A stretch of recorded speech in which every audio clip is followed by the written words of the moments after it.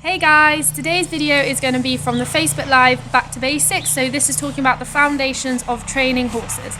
My philosophy with riding horses and training them and dressage, like many other riders, are that the foundations are crucial. To get the foundations out, you have to be patient and consistent. The goal of dressage is to work the horse correctly and in harmony with you.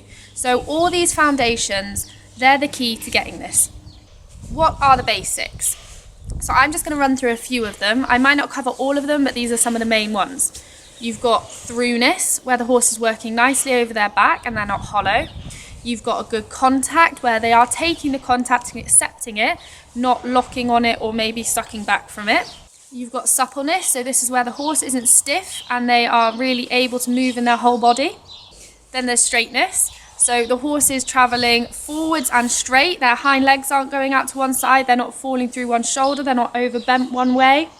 With straightness, you don't want them stiff in it, you do want them still supple, but it's important that they are tracking up with their hind legs. And another huge fundamental is that the horse is in front of your leg. I know from coaching people that if you don't have this, and also from my personal experience, if I don't have the horse in front of my leg, everything else is very tricky to get. So what I mean by in front of your leg, it doesn't mean the horse going flat out and fast, because what happens then is they end up what we call swimming.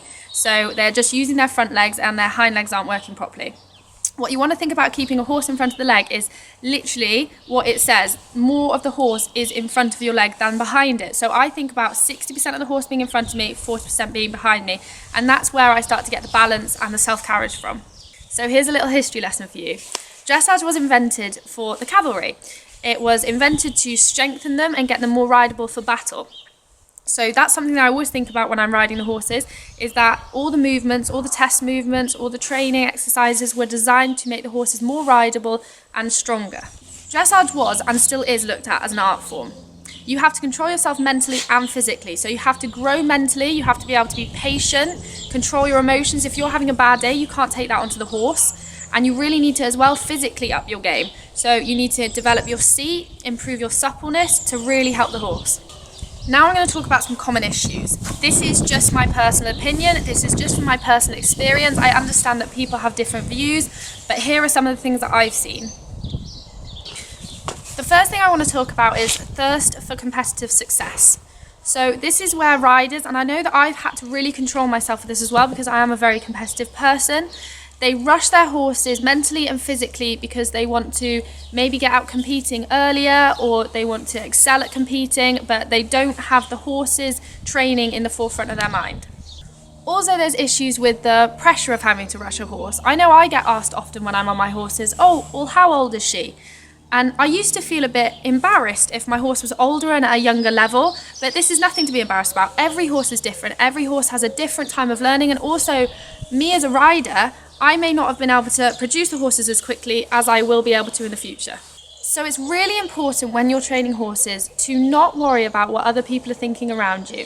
You have to stick with what your trainer's saying, stick with your morals, stick with what you know is right, and keep going like that. Last of all, I want to talk about using gadgets as quick fixes. There really isn't any quick fixes in training a horse. This is like saying, if you put this on, then the horse is going to strengthen up in a quicker time. They're not.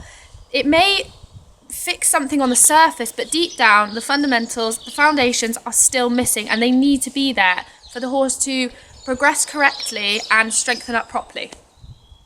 Yes, I understand it can be very frustrating when you're not moving forwards quick enough and you're not seeing changes quick enough. But I can guarantee if you try and cut corners, you're going to slow yourself down a lot more than if you did it methodically and slowly. First of all, we're going to talk about physically why it's important, and then I'm going to talk about mentally why it's important. But to be honest, both of these things marry together really well. So, physically why it's important. First of all, your horse will last. You think what a dressage horse starts when they're 3 and some can go up to 18. That is a long, long time. You really do have to preserve these horses. So if at the beginning you really take the time to strengthen them up, strengthen their muscles up, take your time with the foundations, then as they get older, you're going to really see these benefits. Secondly, the horse is a lot more comfortable to work and you'll find that they move a lot freer and they're a lot happier. Like in any sport and for any athlete, training strength takes time, and it's the same with horses. So I like to explain it like gymnastics. Gymnasts have to do things every single day, really small little movements, then build up to do the very exciting big things. And it is really the same with dressage horses. So once you have the basics, the tricks are very easy, and also putting suspension into your horse and getting them to move bigger is easy because they're moving so comfortably, they're willing to do this. Now let's talk about why it helps them mentally. It sounds a little bit obvious. If they're physically happy, they're going to be mentally happy, but it's something to think about. When you've got the foundations, you are working in harmony with your horse. It makes them a lot happier and they're really willing to do their job. Another point I want to say as well is that it gives them time to develop mentally. Some horses are incredibly talented physically. They have good balance, they have great movement, and they're kind of ahead of themselves. What you have to remember is they have to develop mentally as well. So they may be able to do it physically, but mentally you need to give them the time to develop. How to improve the basics. First of all, I want to talk about finding the right trainer. This is so important. It's really important that you and your trainer share the same philosophy so that your relationship is really good and you can talk to each other and communicate well.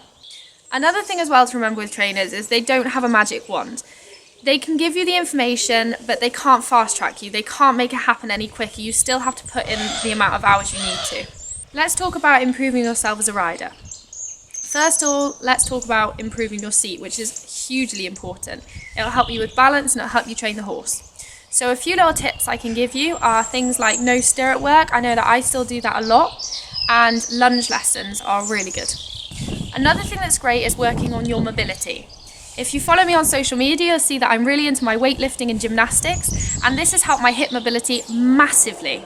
So really think about helping yourself out off the horse as well. One last thing about improving yourself as a rider. Study the basics. There is so much stuff on the internet, in books. If you know it all in here, you'll find it a lot easier to do. And lastly, I want to talk about helping the horse. I'm not going to go into massive detail about this because I could waffle on for hours about exercises to help, but I'm just going to give you a few of the things that have really helped me. First of all, repetition. So important. You can't expect to do an exercise once or a transition once and it improve. You do have to repeat things. Secondly, I want to talk about lateral work because it has made such a big difference to me and my training. Things like leg yield, turn on the forehand, shoulder in, half pass are so good.